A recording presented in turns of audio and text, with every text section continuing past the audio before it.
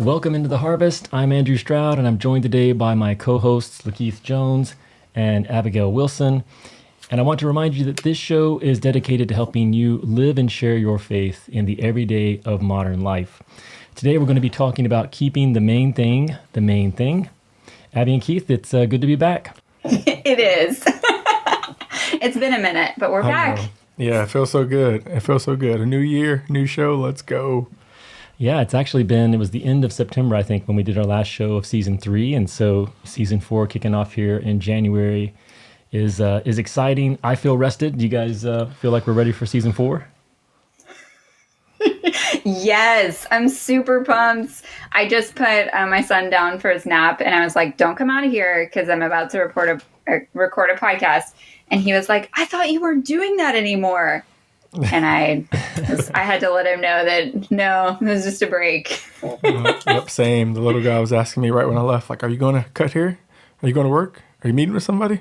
And I was like, no, it's podcast time. We're back. So it was pretty exciting. We're back. So.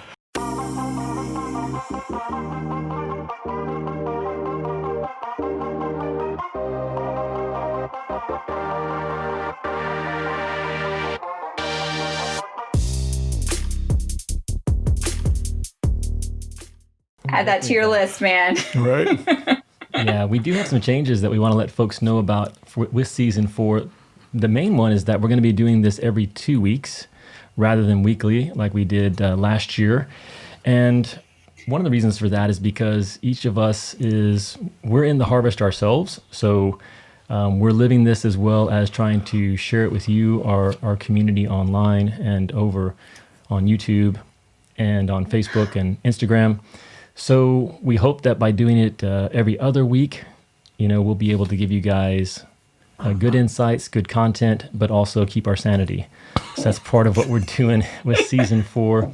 But we're alternating it. So every week there will be a blog or there will be a podcast show. So there'll still be Into the Harvest content for you guys every week. So if you're not subscribed, make sure you do. And if you're not following the blog, make sure you check that out because we've got great stuff coming out weekly, either with the show or with the articles on the blog. And another change that we're doing is the show format itself. Again, like the goal of this show is to help you live and share your faith in the modern challenges of life. And so we're going to be doing each week, we're going to start the show with a listener question, a question from you, our listening community that you'd like us to speak on. So if you have a question about following Jesus or helping others follow him that you would like us to address, then you can email that to us at info@intotheharvest.org. And I'm really excited about this first segment of the show where we answer questions sent in by our listeners. And then we'll have a main topic that we're going to be addressing that's relevant to being a disciple in the 21st century. And then a third segment that we're going to finish the show with each week is about faith and culture, something that's going on in the world around us and our thoughts about what does it look like to live faithfully for Jesus in the culture that he's put us into. So I'm excited about it and hopefully it'll go well. So we're going to kick things off this week with a listener question that was submitted to us.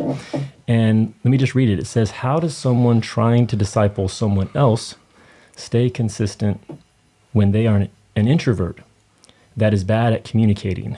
So this is an introvert asking, how can they stay consistent when they're seeking to disciple someone else? And we kind of laughed a little bit about this question being the first one we tackle since we have a panel of extroverts trying to give some insights here. But Abby, what do you think?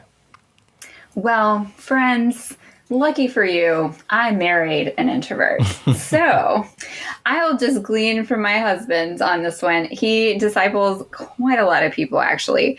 And the way he does this is by being pretty regulated in regards to timers on his phone and alarms that go off. This is super unspiritual sounding. So sorry for moving the curtain aside for you, but this is literally what happens. He has alarms on his phone that go off that say things like, text so-and-so, see how they are. And that is helpful for him. Just Like he also says that it's dude brain, which I can let you guys speak to that, that just like he gets really focused on something else, but he still really has a heart for people, which I really appreciate. So I don't think, it matters whether you're an introvert or an extrovert. And as far as, having a heart for others, having a heart for discipleship, it's just about working around it. So it may not be your tendency to just be like, oh, I just want to be with other people and, connect with them. But we can still do our very best to think about others and what they might need, and then do whatever it takes to make that happen. So that's Brett's tip for you. Unsanctioned. I did not ask for his permission. So sorry, Brett. So yeah, Keith, what do you think? Yeah. No, I mean, I think that's awesome. Tell Brett, thanks for that tidbit. That's really helpful. Yeah. And Thanks, babe. Andrew and I actually happen to know Daniel Marsky. I think he came up with the question pretty well. So I think for me, like introverts and extroverts alike have to have a relationship with God first and foremost. Like it starts there. So the call for us, whether you're an introvert or extrovert, is the same. So it's really about figuring out those methods. So because I know Marsky, I know he's a Packers fan. So there's a great guy named Aaron from the Old Testament who paired up with a guy who was kind of an introvert, Moses. It seemed like he started that way. He had a lot of speech problems, but he stayed close to God, and God put somebody in his life that can help him, and he really stuck with that guy. So I think the introverts are a little bit more gifted at making those deeper connections and going a little deeper, because once you get them to open up and have energy when they're opening up, like it's like uncharted territory, So yeah, Aaron, not the Aaron from the Packers, that guy's lame, but the Aaron from the Old Testament, him and Moses they're a good example of introverts sharing their faith. Yes, I really like what you said, Keith, that it's about methods, and Abby, you sharing some of what you've seen Brett practice in his disciple making, I think is really encouraging, because it really doesn't need to be a showstopper that you're an introvert versus an extrovert. It's really learning what works best for you. And like you said, Keith, learning how to listen to Jesus, but then also learning how to share that with others. So I think those are some great inputs that you guys have. I know I'm married to an introvert as well, a very strong introvert. Cindy. And I know for her that a lot of times the challenge is that she really has to process her thoughts before she speaks, whereas people like the three of us, we're sort of thinking by speaking, which is sometimes painful for others. But I think if you realize that, if that's a tendency as an introvert, then to just really be purposeful, which is what you were sharing about Brett, Abigail, that he's very purposeful ahead of time, so that when the moment comes, he's not sort of on pause, processing. Now you can't always do that, but if you're going to meet up with someone and you're thinking and you're praying for them, then as the Lord puts certain things on your mind about questions you might want to ask them or to check in with them, or things from the scriptures that you think might encourage them, try to capture that, try to write that down so that you remember it the next time you see that person, and you could share that with them. So great question by Daniel. And again, we'll have another question, a listener question for you guys on our next show. And if you'd like us to address something specific, email us at info@intotheharvest.org. And I'm really excited that what we're doing on this show hopefully will be directly connected to issues that you're facing as you try to make disciples in the everyday places of life. Andrew, just something quickly on something you said. You helped me out a while ago with this, with Hebrews 10, 24 and 25, and you always told me to let us consider before you meet with a person. And that was a helpful tidbit for me. Can you just expand on that one? Because I don't want to let that one go, man. It helped me a lot thinking about how to encourage the person before I meet with them. Right. Yeah. We sometimes make a corny joke about the fellowship salad from Hebrews chapter 10, verses one of the best. 24 and 25. That's good. And it's because in the NIV translation of the scriptures, it says, "Let us consider how we may spur one another on towards love and good deeds. Let us not give up meeting together. Let us. As some are in the habit of doing, but let us encourage one another, and all the more as you see the day approaching." And so there's really three lettuces there in Hebrews 10, 24, and 25. What happens before, and then gathering, and then what happens while you're gathered. So before you even gather, you're considering how you can spur one another on towards love and good deeds. So fellowship really starts before you even come together, because you're thinking ahead of time of how you can encourage the people that the Lord has put in your life. Then you gather, and while you're gathered, you encourage one another as you see the day approaching. So that's the fellowship salad from Hebrews 10:24 Thanks. Yeah. and 25. Well, today we're going to talk about keeping the main thing, which I think is never more relevant than in January 2021. And for those of you who want to stick around, we're going to be talking about our view of how believers should think about events that happened in the Capitol over this past week. So that's what we're going to finish the show with. I think this main topic is going to be relevant, though. Years and years ago, probably 25 years ago, I was at a prayer breakfast, and an old farmer who was not the guest speaker. There were several pastors of large churches that were going to be speaking at this prayer breakfast, and I don't remember anything said by those pastors. I'm sure they were eloquent and definitely used to speaking in front of crowds. The only thing I remember from that prayer breakfast is an older farmer who I think was giving some introductions, and he said the main thing is to keep the main thing. And that has stuck with me now for 25 years, and it's really something I've come back to over and over in my own life, that, the main thing in life is to keep the main thing. And that's an ongoing challenge. So today we're going to talk about how do we as believers keep the main thing. And maybe a good starting point is just to try to capture what do we see as the main thing. So Keith, I know you've been thinking about this. In your own view, what is the main thing that we as followers of Jesus should be staying focused on? Yeah, that's great question. And I think it's one that we have to often revisit, because it's easy to get away from the main thing. I think that's why he said that quote so eloquently and so powerfully, because it really does make sense. But for me, I think the main thing really is Jesus and who he is, because who he is defines who we are. Andrew, I know you like to make that statement a lot, and I think it's so true.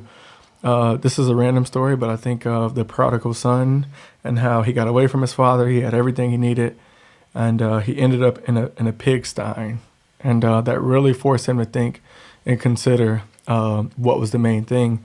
It was cool because it says that he came to his senses, and I think we're going to have several moments where we come to our senses and remember that we have to keep our eyes fixed on Jesus, because that is the way, like when Paul talks about learning how to be content in every situation, being brought high and low, he goes back to Jesus, and everybody knows Philippians 4:13, but I think it's what's right before that, talking about being content, whether being brought low or high, on plenty or nothing, it's Jesus, and with him we can do all things.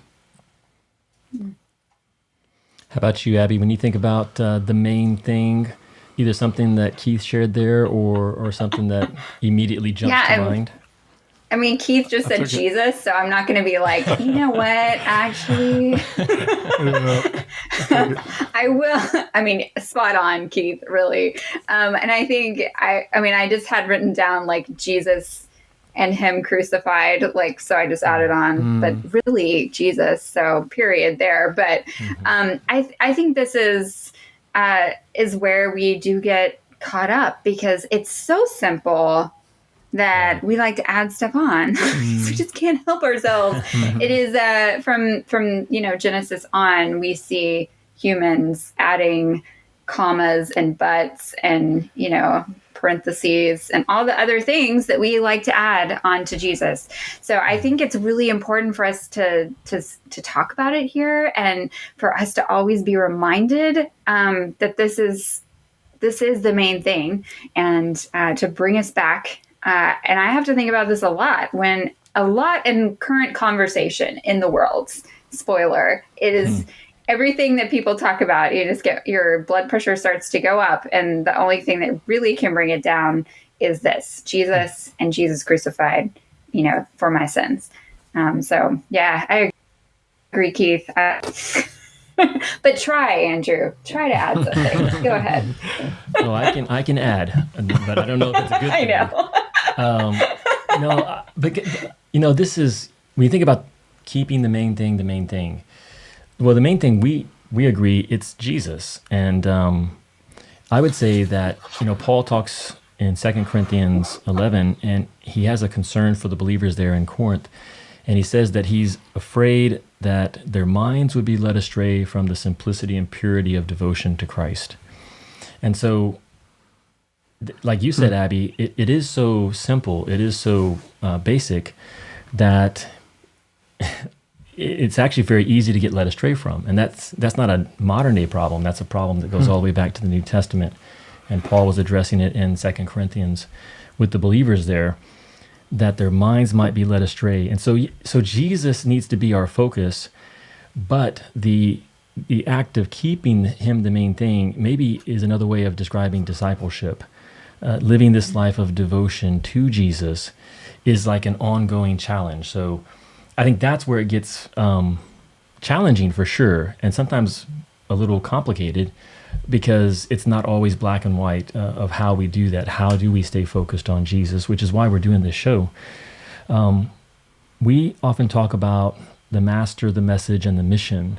And I think that that's a good way to think about staying focused on Jesus. Like all three of those things together help us stay focused on the main thing. So the master being Jesus himself, but also his message, Jesus's message, is something that is a main thing for us, the gospel, and making sure that that does not become distorted or swapped out for something else. So what are we talking about?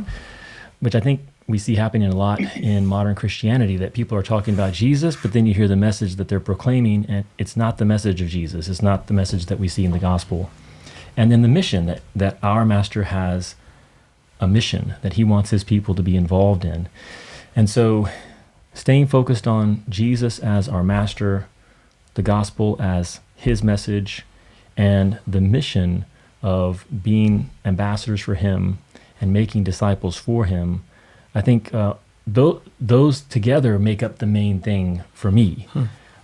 Because if you just say Jesus, well, I mean, different people can read into Jesus their own message and their own mission, and we want to make sure that it truly is the Jesus, the message, and the mission that we see in the scriptures that we're staying focused on. So let me ask you guys, what are some of the threats and challenges that you find yourself facing on a regular basis that you have to overcome to stay focused on the main thing? Abby, what about you?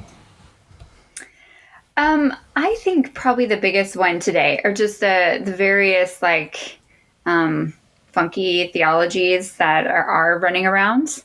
And like you said, we can all say the name of Jesus, and then we kind of have to be like, but what do you mean by that? And so I think for me, the big thing is really making sure that when I'm reading a book that's not the Bible, that I really make sure I at least know going in where that person stands, especially if they're talking about faith. Probably one of my biggest pet peeves of all time is someone quoting like a spiritual book to me, and I'm like, that is not the Bible. And I get a really angry face, just like that one.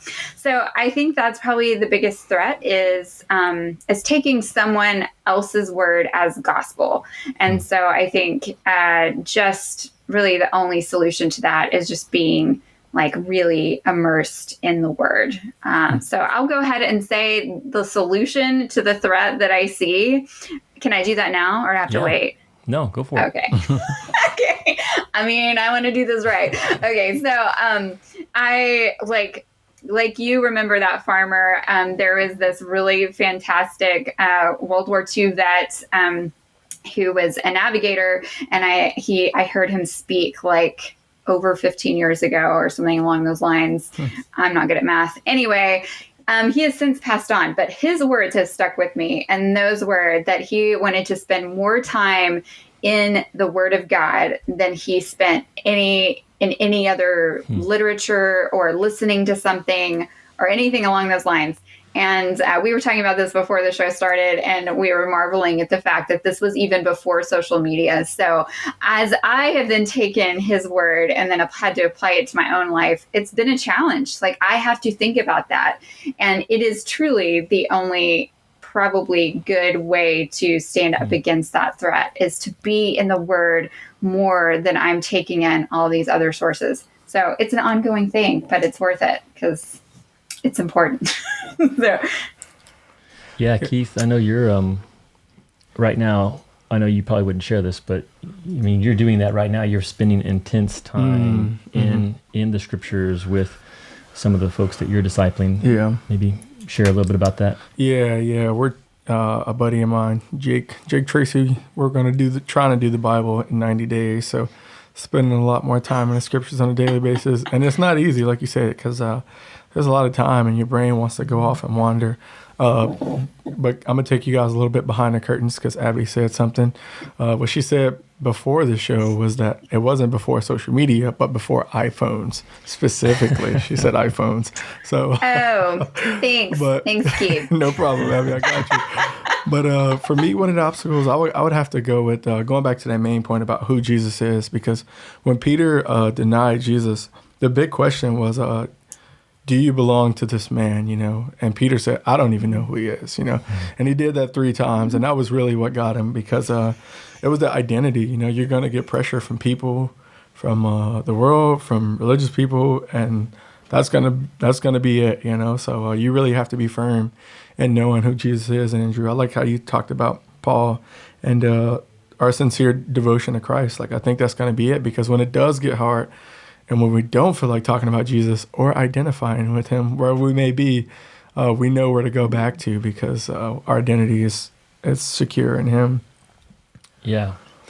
No, I think you guys are hitting on the same thing that I would want to emphasize. And I guess I would just maybe put the emphasis on the same thing, but maybe from a different perspective, which is, really daily seeking the Lord. Abby, what you were talking about, where you want to cross-check everything with the scriptures, reminded me of Acts 17:11, where it says that the people were eager to learn from Paul, but then they went back and they examined the scriptures daily to see if what Paul was saying was true. And of course, we know God used Paul to give us much of the New Testament. So, but even for Paul, such a gifted teacher, clearly an apostle sent by Jesus, the people of his day were noble-minded when they listened to him, but then took his words back to the scriptures to see, does this match up?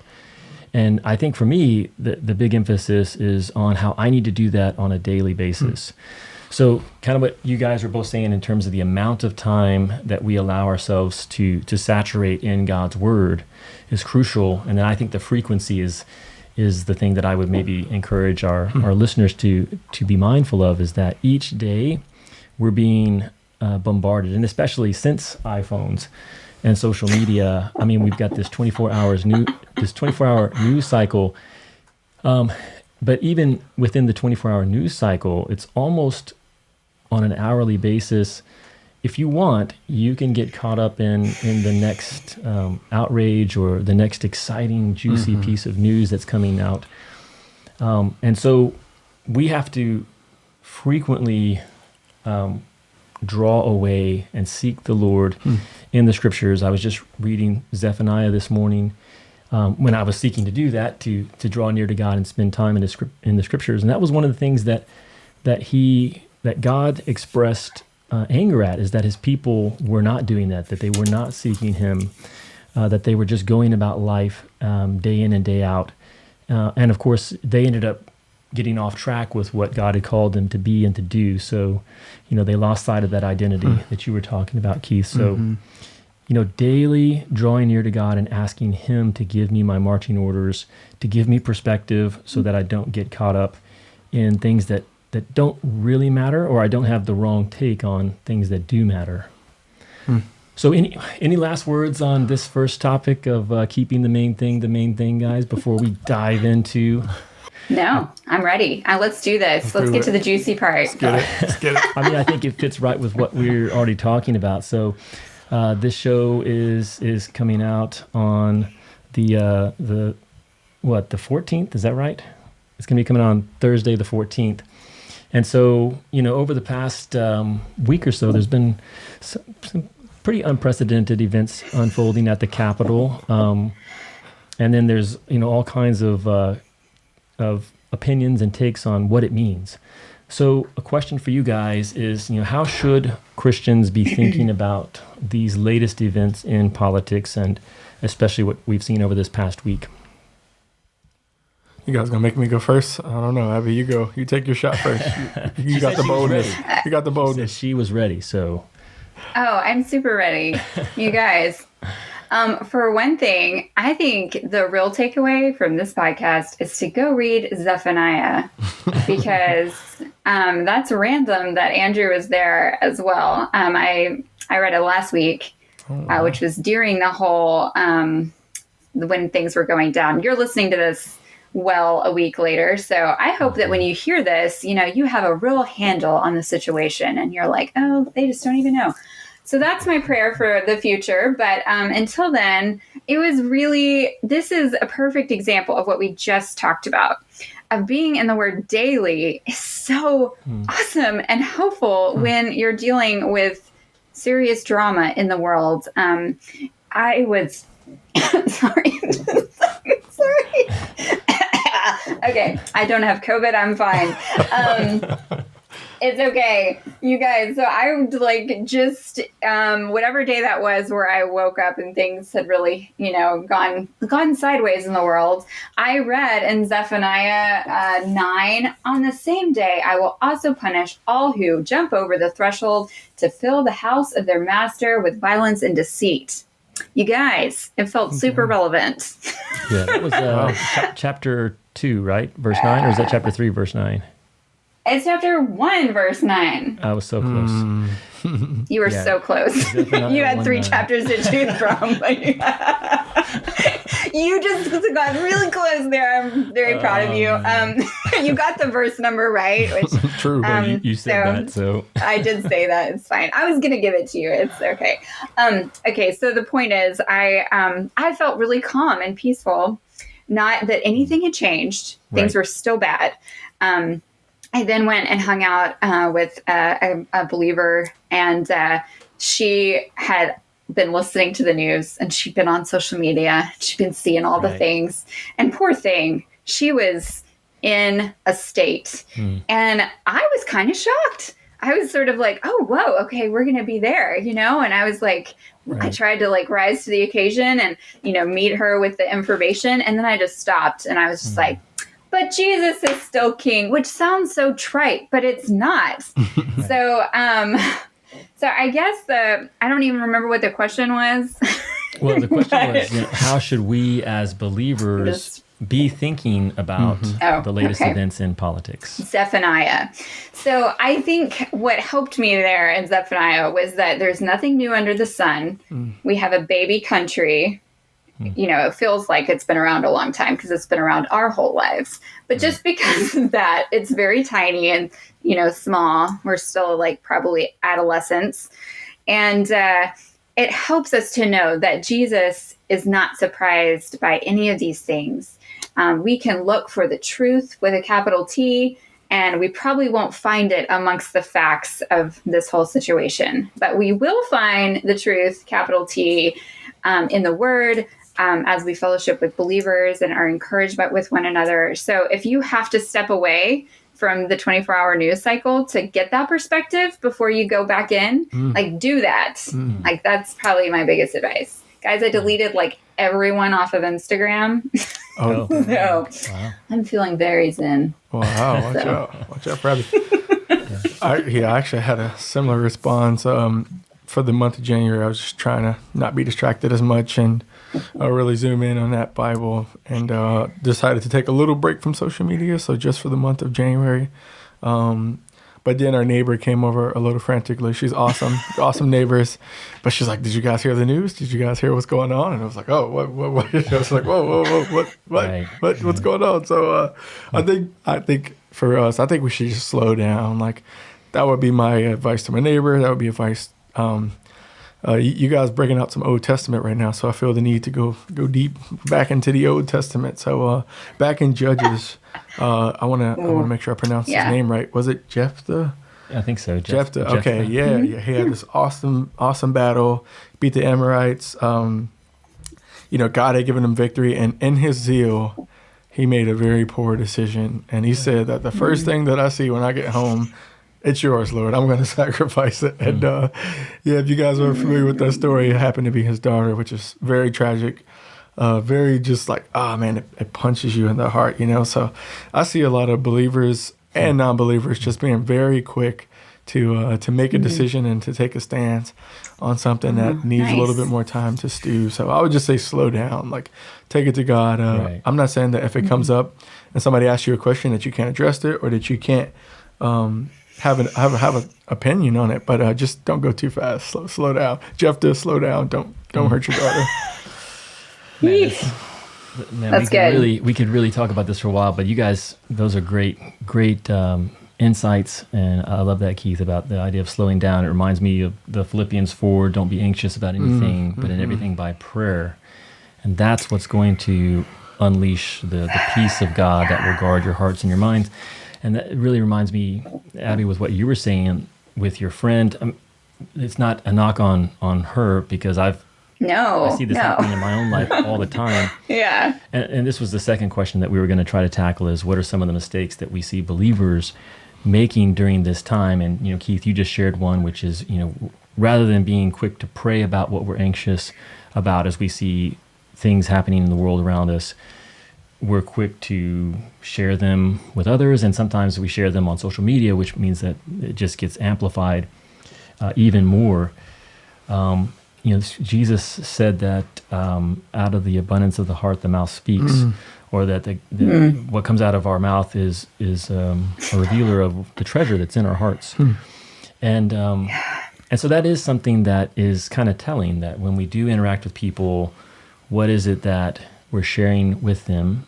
And is it characterized by having peace and trusting God that He is in control, like you were saying, Abigail? So I think those are some of the mistakes that we see ourselves having to face in our own lives, and some of the mistakes that we see other believers around us making. Because when we do try to, and here's what's really bad, when we rush to address these cultural issues that we see, and we're not doing it from a place of trusting God and having His perspective, then we're going to communicate the wrong message in the wrong spirit in the name of Jesus. And that last one, I think, is the one that's the real punch in the gut, is that Christians are rushing to speak on topics in the name of Jesus, and they're not really speaking faithfully for Him. So for us, it's not that we want to put our heads in the sand and be unaware of the challenges that we see in the world around us and in our country, but we do want to have that higher perspective that you were talking about, Abby, with the book of Zephaniah, and really the whole Bible. And then have some good practices of start with prayer and be slow to speak and trust God. Well, we're going to wrap it up with that. Friends, we want to thank you for being with us today. We want to ask that you subscribe, rate, and review the show. If you're not already connected with us, connect with us on Facebook and Instagram. We promise that we're going to be trying to live what we're preaching today, and hopefully those will be places where you can be encouraged and get that perspective that Jesus is a living Lord. He's a risen Savior. He's a soon coming King. He's not stressed about what's going on in the world, and He's calling us to trust Him. So, guys, it was great to be back. Yeah. We will see you all in 2 weeks for episode 2 of season 4. All right. See you then. Bye.